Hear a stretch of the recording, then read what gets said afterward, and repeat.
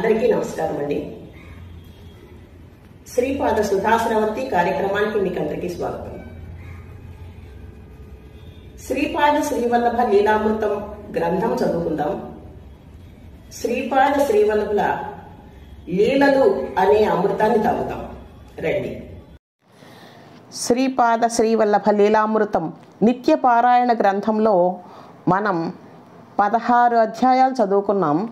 ఈరోజు 17వ అధ్యాయం చదువుకుందాం. శ్రీపాద శ్రీవల్లభ లీలామృతం నిత్య పారాయణ గ్రంథం కావాలనుకునేవారు ఈ నంబర్లకి ఫోన్ చేయండి. శ్రీపాదరాజం శరణం ప్రపద్యే 17వ అధ్యాయం. నేను కురువపురం వైపుకు ప్రయాణమై వెళుతూ ఉండగా దారిలో ఒక స్త్రీ జుట్టు విరబోసుకొని నా వైపు పరిగెత్తుకుంటూ రావడం చూశాను. ఆవిడ మతి స్థిమితం లేని దానిలాగా, అంటే పిచ్చిదానిలాగా కనపడింది. నాకు భయం వేసింది.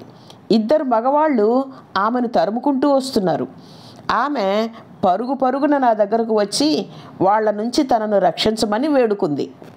నాకంతా అయోమయంగా ఉంది. దారిభత్యం కూడా లేని బక్క బ్రాహ్మణుడని నేను.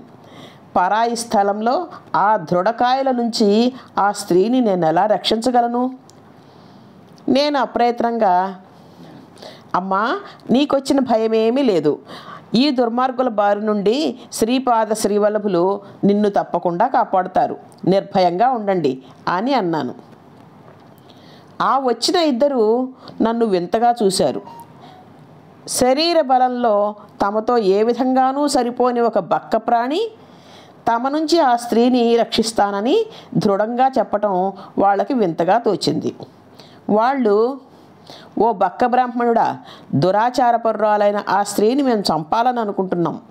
నువ్వు ఆవిడను రక్షించలేవు. నువ్వు మా ప్రయత్నాలకు అడ్డు వచ్చావంటే నిన్ను కూడా చంపుతాం. మా దారికి అడ్డు రాకు అని అన్నారు. నాలో ఏదో అదృశ్య శక్తి ప్రవేశించినట్లు అనిపించింది. నా ప్రమేయం లేకుండానే నా నోటి వెంట మాటలు వచ్చేస్తున్నాయి. బ్రాహ్మణ జన్మనెత్తి సిగ్గు లేకుండా నిన్న రాత్రి ఆవును చంపారు. ఆవు మాంసం తిని కళ్ళు తాగి అన్ని రకాల దురలవాట్లతో ఉన్న మీకు నన్ను, అమాయకురాలైన ఈ స్త్రీని చంపటం కష్టమైన పనేమీ కాదులే. నేను అన్నింటికీ సిద్ధంగానే ఉన్నాను. మీ మీద జాలితో చెబుతున్నాను. ఒక్క విషయం వినండి. మీరు ఈ స్త్రీని చంపిన తరువాత మీకు కుష్ఠువ్యాధి సోకుతుంది. కుష్ఠువ్యాధి సోకిన వాడిని పాము కూడా కాటు వేయదు. కుష్ఠువ్యాధికి పాము విషం నుంచే మందు తయారు చేస్తారు. వ్యాధులన్నిటిలోకి పరమ నికృష్టమైన కుష్ఠువ్యాధితో బాధపడాలని మీరు కోరుకుంటే ఆ స్త్రీని చంపండి అని అన్నాను. నా మాటలు వినగానే వాళ్ళిద్దరూ కుప్పకూలిపోయారు. నేను ఆశ్చర్యపోయాను. నేను పలికిన మాటలతో కొన్ని వారి గత జీవితానికి సంబంధించినవి అయి ఉండటం వలన భవిష్యత్తు గురించి చెప్పిన విషయాలు కూడా నిజమవుతాయని వాళ్ళు భయపడ్డారు. వాళ్ళు నన్ను ఒక పెద్ద జ్యోతిష్కునిగా అనుకోసాగారు. వాళ్ళిద్దరూ వాళ్ళ తప్పులు ఒప్పుకున్నారు. మేము దగ్గరలోనే ఉన్న ఒక చెట్టు నీడలో కూర్చున్నాం. నేను వాళ్ళని వారి విషయం చెప్పమని అడిగాను. దానికి వాళ్ళు, అయ్యా, మీరు త్రికాల వేదులు. మీరే జరిగినది, జరుగుతున్నది, జరగబోయేది అన్నీ చెప్పగలరు. అయినా మీరే అడుగుతున్నారు కనుక చెబుతున్నాం. మేమిద్దరము అన్నదమ్ములం. బ్రాహ్మణ కులంలో జన్మించాం. కానీ బ్రాహ్మణులకు ఉండవలసిన ఏ లక్షణాలు మాలో లేవు. గోమాంసాన్ని తినడం, కళ్ళు తాగటం, వ్యభిచారం చేయటం, ఇలాంటి అన్ని రకాల తప్పులు చేశాము. మా కోరికను ఈమెతో చెప్పాం. ఆమె మా నుంచి తప్పుకొని పరుగులు పెడుతూ మీ దగ్గరికి వచ్చింది. మేము కూడా ఆమెను తరుముకుంటూ మీ దగ్గరికి వచ్చాం. మా అదృష్టం కొద్దీ మాకు మీ దర్శనం దొరికింది అని వాళ్ళిద్దరూ చెప్పారు. అప్పుడు నేను వారితో అన్నాను, ఏది మంచి ఏది చెడు అని తెలుసుకునే శక్తిని భగవంతుడు మనకిచ్చాడు. మనం మంచి దారిలో నడిస్తే మంచి ఫలితాలను పొందుతాం. చెడు పనుల వలన చెడు ఫలితాలే పొందుతాం. ఈవిడ మంచిదానిలాగే కనపడుతోంది. మీరు ఆవిడను దురాచారపరురాలైన స్త్రీగా భావించారు. అతి నీచమైన కోరికతో ఆవిడ వెంటపడ్డారు. ఇప్పుడు పశ్చాత్తాపపడుతున్నారు. మిమ్మల్ని ఆ భగవంతుడు క్షమిస్తాడో లేదో నాకు తెలియదు, కానీ మీకు మాత్రం ఒక శుభవార్త చెబుతున్నాను వినండి. శ్రీ దత్తాత్రేయ ప్రభువు ఇప్పుడు శ్రీపాద శ్రీవల్లభ రూపంలో అవతారమెత్తారు. ఆయన ఇక్కడికి దగ్గరలోనే ఉన్న కురువపురంలో ఉన్నారు. నేను వారి దర్శనం కోసమే వెళుతున్నాను. నేను వారి లీలలను ఎన్నో విన్నాను. వారి దివ్యవచనాలు తప్ప మహాపాపాలను క్షమించేందుకు వేరే మార్గమే లేదు అని అన్నాను. అప్పుడు ఆ స్త్రీ తన కథ చెప్పటం ప్రారంభించింది. అయ్యా, మీరు నన్ను ఈ పాపాత్ముల నుండి రక్షించారు. మీరు నాకు తండ్రితో సమానులు. నేను సద్బ్రాహ్మణ వంశంలో జన్మించాను. ఊహ తెలియకముందే నాకు వివాహం జరిగింది. నా భర్త నపుంసకుడు. నన్ను ప్రతిక్షణం అనుమానంతో వేధిస్తూ ఉంటాడు. నాకు పరాయి పురుషులతో సంబంధం ఉందని అస్తమానం అంటూ నన్ను బాధ పెడుతూ ఉంటాడు. నన్ను హింసించి ఆనందించటం ఆయనకు సరదా. నా భర్త ఎంత హింసిస్తున్నా మా అత్తగారు కానీ మామగారు కానీ ఇంట్లో ఉన్న పెద్దలు కానీ ఆయన్ను ఏమీ అనేవారు కాదు. నరకం అంటే ఎలా ఉంటుందో నేను నా అత్తవారింట్లో అనుభవించాను. మా గ్రామానికి మంత్రతంత్రాలు జ్యోతిష్యం తెలిసిన ఒక ఆయన వచ్చారు. మా అత్తగారు మామగారు ఆయనను మా ఇంటికి పిలిపించారు. ఆయన మా ఇంటిలో చిత్ర విచిత్రమైన పూజలు చేశారు. తరువాత మీ కోడలు నష్టజాతకురాలు. ఆమె జాతక ప్రభావం వలననే భర్త నపుంసకుడయ్యాడు. ఆమెను ఇంటి నుండి వెళ్ళగొట్టండి. నేను చేసే పూజల వలన మంత్రతంత్రాల వలన మీ అబ్బాయికి నపుంసకత్వం పోతుంది. తిరిగి అతనికి వివాహం చేయవచ్చు. అతడికి తప్పక సంతానం కలుగుతుంది అని చెప్పాడు. మా అత్తగారు మామగారు దయాదాక్షిణ్యాలు లేకుండా నన్ను ఇంటి నుండి బయటికి తరిమేశారు. నేను పుట్టింటికైనా వెళదామని కాలినడకన బయలుదేరాను. ఇంతలో మా ఇంటికి వచ్చిన మాయామాంత్రికుడు నాకు దారిలో అడ్డు వచ్చాడు. నీచమైన కోరిక కోరాడు. నేను కోపంతో దగ్గరలోనే ఉన్న బండరాతిని ఎత్తి శక్తి కొద్దీ విసిరాను. అది వాడి నెత్తికి బలంగా తగిలింది. వాడు అక్కడికక్కడే చనిపోయాడు. అయ్యో, నేను స్త్రీనై ఉండి కూడా వేరే దారి లేక ఒక బ్రాహ్మణుడిని హత్య చేశానే అని చాలా బాధపడ్డాను. నేను అతన్ని రాతితో కొట్టి చంపానని అక్కడ ఉన్నవారందరూ చూశారు. కానీ అతడు కోరిన నీచమైన కోరిక గురించి వాళ్లకు తెలియదు. ఇటువంటి వార్తలు చాలా తొందరగా వ్యాపిస్తాయి. నేను పుట్టింటికి వెళ్ళినా కూడా నాకు సమస్యలు తప్పవు. అక్కడందరూ నన్ను ప్రేమగా చూసుకుంటారనే నమ్మకం నాకు లేకపోయింది. నన్ను విధి ఎక్కడికి తీసుకొని వెళితే అక్కడికే వెళతాననుకుంటూ దారి తెన్ను లేకుండా వెళుతున్నాను. అప్పుడు ఒక చెరువు కనిపించింది. ఆ చెరువులో నీళ్లు తాగాను. పక్కనే ఒక మేడి చెట్టు కనిపించింది. మేడి చెట్టు అంటే దత్తప్రభువులకు ఇష్టం కదా అనుకుంటూ చెట్టు కింద కూర్చోగానే మైకం కమ్మినట్లయింది. అలాగే నిద్రపోయాను. మెళకువ రాగానే నాకు రెండు పక్కల 2 పాములు కాపలా కాస్తున్నట్టుగా ఉన్నాయి. నేను వాటికి నమస్కారం చేశాను. అవి మెల్లిగా వెళ్ళిపోయాయి. నాకు బాగా ఆకలి వేస్తోంది. నేను దిగంబర దిగంబర జయగురుదత్త దిగంబర అని పాడుకుంటూ కూర్చున్నాను. స్మరించినంత మాత్రానే దత్తప్రభువులు ప్రసన్నులవుతారని విన్నాను. ఇప్పుడు మేడి చెట్టు కిందనే కూర్చున్నాను కనుక నేను వారి రక్షణలోనే ఉన్నాను అనుకున్నాను. నేను దత్తనామస్మరణ చేయటం దారిన పోతున్న ఒక బాటసారి విని చెట్టు దగ్గరికి వచ్చాడు. నేను భయంగా, ఎవరు నువ్వు? మర్యాదగా ఇక్కడి నుంచి వెళ్ళిపో, లేకపోతే రాతితో నీ తల పగలగొట్టి చంపుతాను. ఇప్పుడే అలా ఓ మాయమంత్రికుడిని చంపాను అని అరుస్తూ చెప్పాను. దానికి అతడు నమస్కారం చేస్తూ, అమ్మా, నేనొక చాకలివాడిని. నా పేరు రవిదాసు. దత్తభక్తుడను. కురువపురంలో ఉంటాను. శ్రీ దత్తప్రభువులు శ్రీపాద శ్రీవల్లభులుగా అవతరించారు. వారిప్పుడు కురువపురంలోనే ఉన్నారు. నేను కురువపురమే వెళుతున్నాను. మీకు ఇష్టమైతే మీరు కూడా నాతో కురువపురం రావచ్చు అని అన్నాడు. దానికి నేను నీ మాటలు నమ్మను. నువ్వు చెప్పే శ్రీపాదులు ఎవరో నాకు తెలియదు. తెలుసుకోవలసినంత అవసరం కూడా నాకేమీ లేదు. నేను దత్తనామాన్నే స్మరిస్తాను. నువ్వు వెంటనే ఇక్కడి నుండి వెళ్ళకపోతే నా నుంచి నువ్వు ప్రమాదాన్ని ఎదుర్కొంటావు అని హెచ్చరించాను. అతడు ఇంకేమీ మాట్లాడకుండా దిగంబర దిగంబర దత్త దిగంబర శ్రీపాద వల్లభ దత్త దిగంబర అంటూ పాడుకుంటూ వెళ్ళిపోయాడు. నేను ఒక గుట్ట మీద కూర్చుని ధ్యానం చేసుకుంటూ ఉండగా ఈ దుర్మార్గుల బారిన పడి మీ వలన రక్షింపబడ్డాను అని చెప్పింది. నేను, అమ్మా, శ్రీపాదుల దయ వలననే మీరు రక్షింపబడ్డారు. వారు అంతర్యామి, వారికి తెలియని విషయం అంటూ ఏదీ ఉండదు. శ్రీపాదుల వారి నామస్మరణ చేసినట్లయితే వారి అనుగ్రహాన్ని పొందగలం, అన్ని కష్టాల నుంచి బయటపడగలం అని అన్నాను. తర్వాత ఆ బ్రాహ్మణ సోదరులతోనూ సుశీల అనే పేరున్న ఆ యువతితోనూ కలిసి కురువపురం వైపుకు ప్రయాణం సాగించాను. మేమందరం భజన చేసుకుంటూ వెళ్ళటం వలన చూసేవాళ్లకు భజన బృందంలాగా కనిపించాం. దారిలో మేము నామానందుడనే మహాత్ముని ఆశ్రమం చేరాం. నామానందుల వారు మమ్మల్ని ఆదరంగా చూశారు. ఆయన మాతో ఇలా చెప్పారు: మా నాన్నగారు మాయణాచార్యులు, నా పేరు సాయణాచార్యులు, మాది భారద్వాజ గోత్రం, మేము శ్రీ వైష్ణవులం. నేను తీవ్రమైన వైరాగ్యంతో పుణ్యక్షేత్రాలను సిద్ధక్షేత్రాలను దర్శించాను. నన్ను ఉద్ధరించే సద్గురువు ఎవరా అని అన్వేషణలో ఒకసారి పిఠాపురానికి వచ్చాను. మేము శ్రీ వైష్ణవులం అవటం వలన శివారాధన మాకు ఇష్టం లేదు. మడి ఆచారాలు విపరీతంగా పాటించేవాళ్ళం. కుంతీమాధవ దర్శనం చేసుకుని బయటికి వస్తూ ఒక చండాలుడిని చూశాను. ఆ చండాలుడు నా దగ్గరకు వచ్చి, నామానంద, నాకు గురుదక్షిణ ఇయ్యి అన్నాడు. నేను నిర్ఘాంతపోయాను.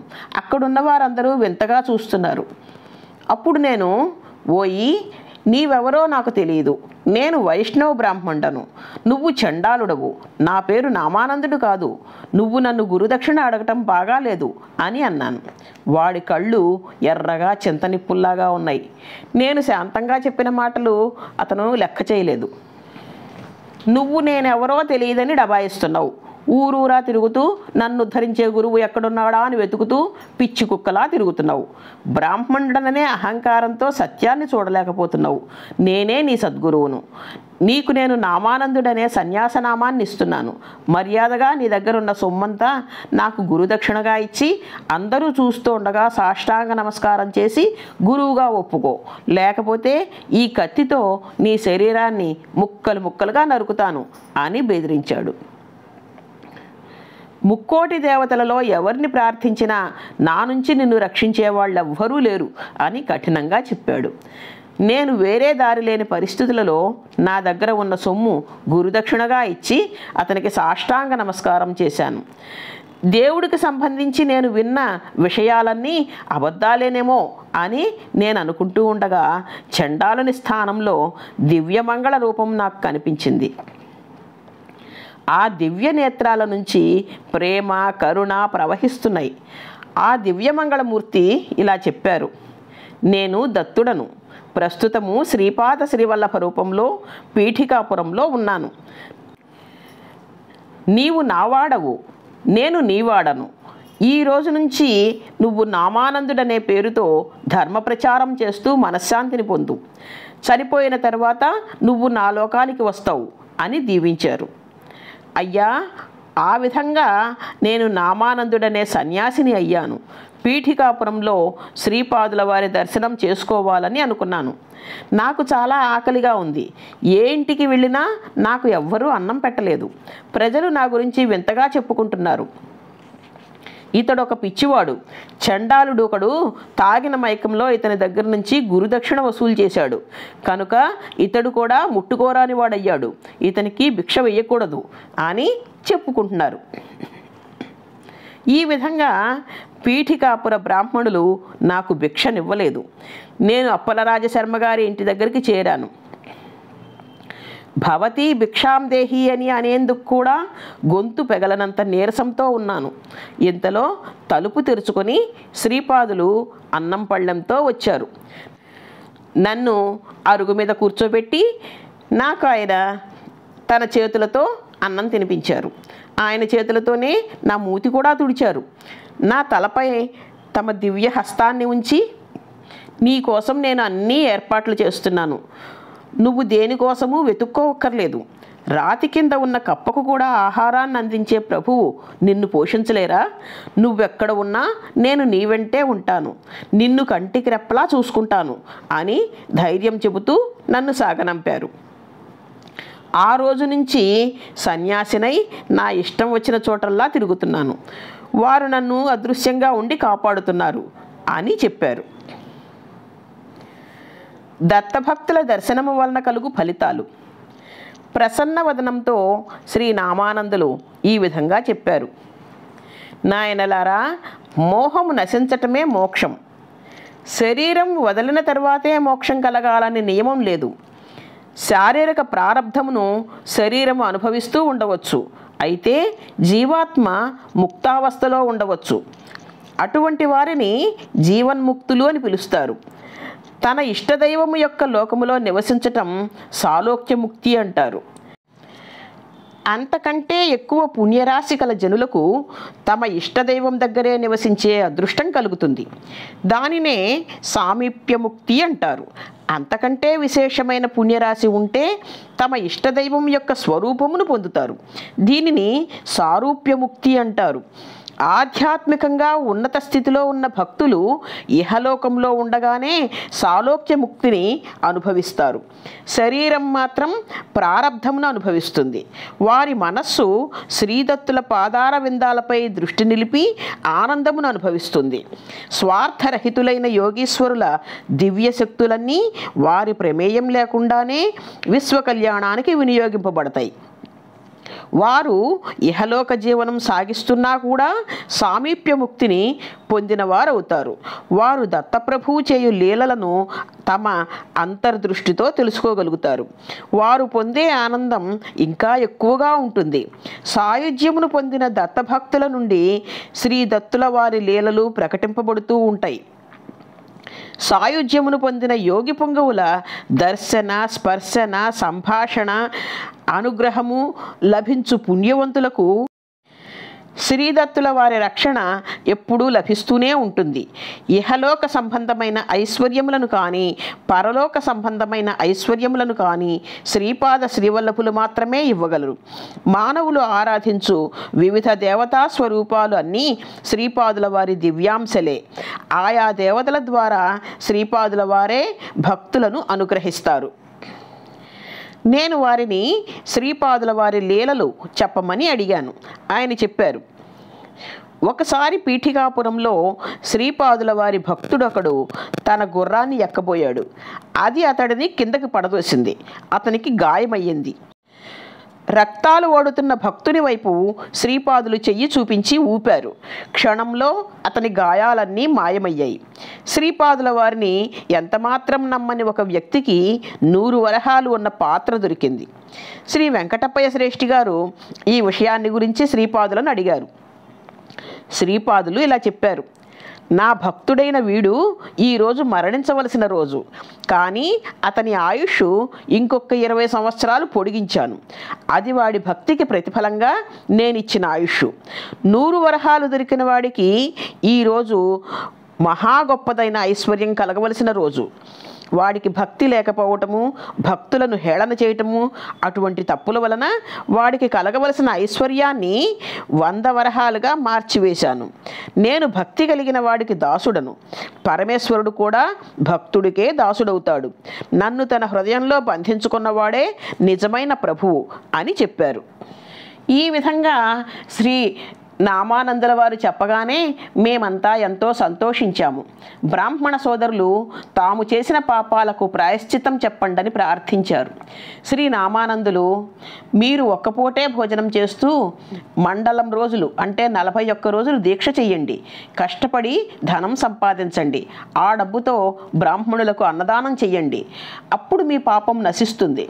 పాపం నుంచి విముక్తులైతే మీకు శ్రీపాదుల వారి దర్శనం ప్రత్యక్షంగా కానీ కలలో కానీ దొరుకుతుంది.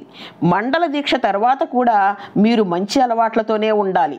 పూర్వపు అలవాట్లు తిరిగి మొదలుపెట్టారంటే శ్రీపాదులు ఇచ్చే శిక్ష రెట్టింపుగా ఉంటుంది అని చెప్పారు. అప్పుడు ఆ బ్రాహ్మణ స్త్రీ సుశీల తన కష్టాలు తొలగే మార్గం చెప్పమని నామానందుల వారిని కోరింది. దానికి వారు ఇలా చెప్పారు, అమ్మా, అన్యోన్యంగా ఉండే దంపతులను విడదీయటం వలన, గయ్యాళితనంగా కోడళ్లను నానా కష్టాలు పెట్టడం వలన, దయ లేకుండా శిశుహత్యలు చేయటం వలన, స్త్రీ హత్యలు చేయటం వలన, నిస్సహాయ స్థితిలో ఉన్న అనాథలను కఠినమైన ప్రవర్తనతో బాధ పెట్టడం వలన, ఇటువంటి పాపాల వలన నపుంసకత్వం కలగటం కానీ నపుంసకుడికి భార్య అవ్వడం కానీ జరుగుతుంది. అమ్మా, నీ భర్తకు నపుంసకత్వం పోయి పురుషత్వం సిద్ధించటానికి, నువ్వు అనుకూల దాంపత్యంతో సకల సుఖాలు పొందటానికి అనఘాదేవి వ్రతం చేసి అనఘాదేవి సమేత శ్రీ దత్తాత్రేయుల వారిని సంతృప్తిపరచాలి. తప్పక శ్రీ దత్తులు నిన్ను కరుణిస్తారు. శ్రీ పాపనార్యులు తమ మనువడైన శ్రీపాదుల వారిని సాక్షాత్తు దత్తాత్రేయునిగా దర్శించి సిద్ధమంగళ స్తోత్రాన్ని పాడారు. దత్త దర్శనం వలన కలిగిన ఆనంద అనుభూతితో పలుకబడిన ఆ అక్షరాలన్నీ ఎంతో శక్తివంతమైనవి. ఈ సిద్ధమంగళ స్తోత్రాన్ని చదవటానికి ఏ విధమైన విధి నిషేధాలు లేవు. నేను నా అదృష్టం వలన బాపనార్యుల నోటి వెంటే ఈ సిద్ధమంగళ స్తోత్రాన్ని విన్నాను.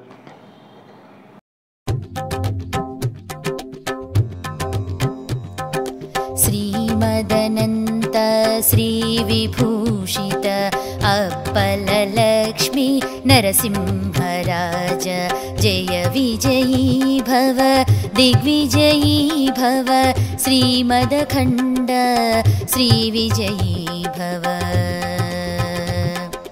श्रीविद्याधर राधसुरेख श्रीराखीधर श्रीपाद जय विजयी भव दिग्विजयी भव श्रीमदखण्ड श्रीविजयी भव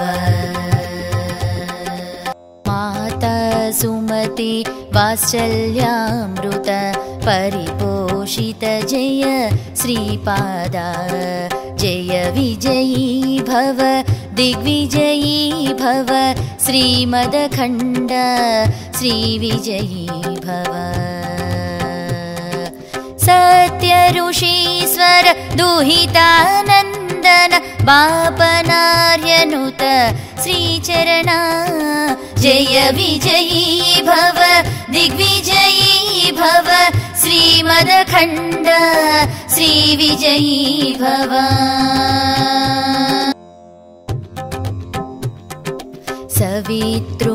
सवितृकाटकचयन पुण्यफल भरद्वाज ऋषि गोत्र संभव जय विजयी भव दिग्विजयी भव श्रीमदखण्ड श्रीविजयी भव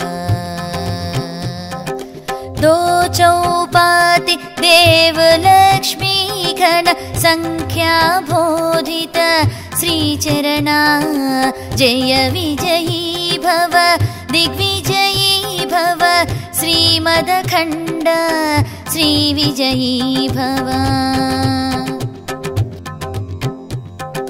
पुण्यरूपिणी राजमाम्बसुत गर्भपुण्यफल संजाता जय विजयी भव दिग्विजयी भव श्रीमदखण्ड श्रीविजयी भव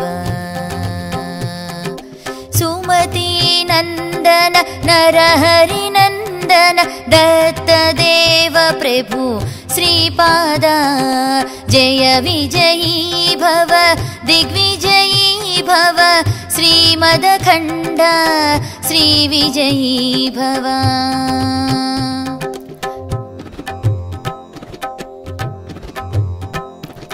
पीठिकापुर नित्यविहार मधुमति दत्त मङ्गलरूप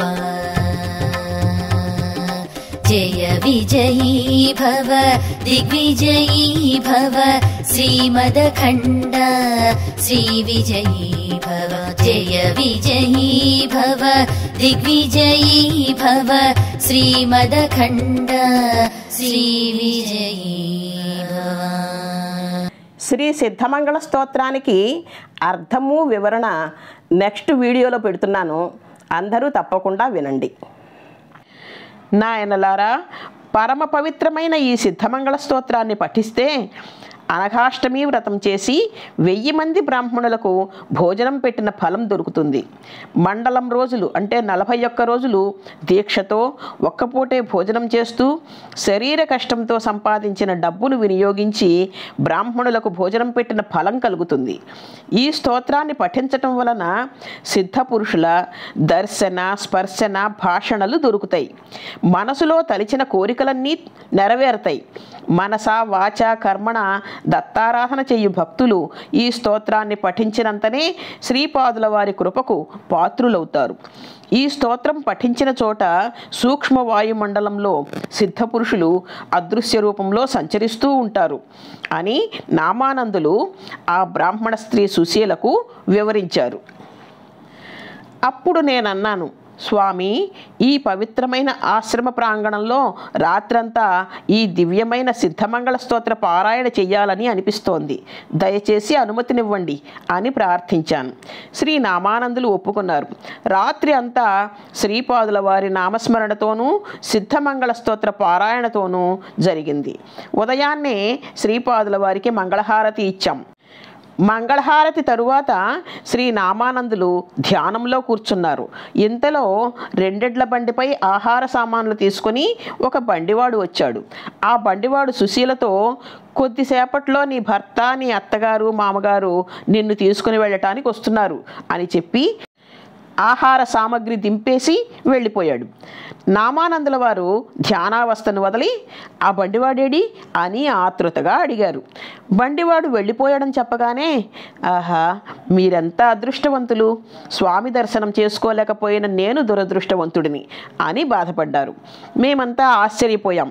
శ్రీ నామానందులు, శ్రీపాదులు పరమకారుణ్యమూర్తి, వారే బండివాడి రూపంలో మీకు దర్శనమిచ్చారు.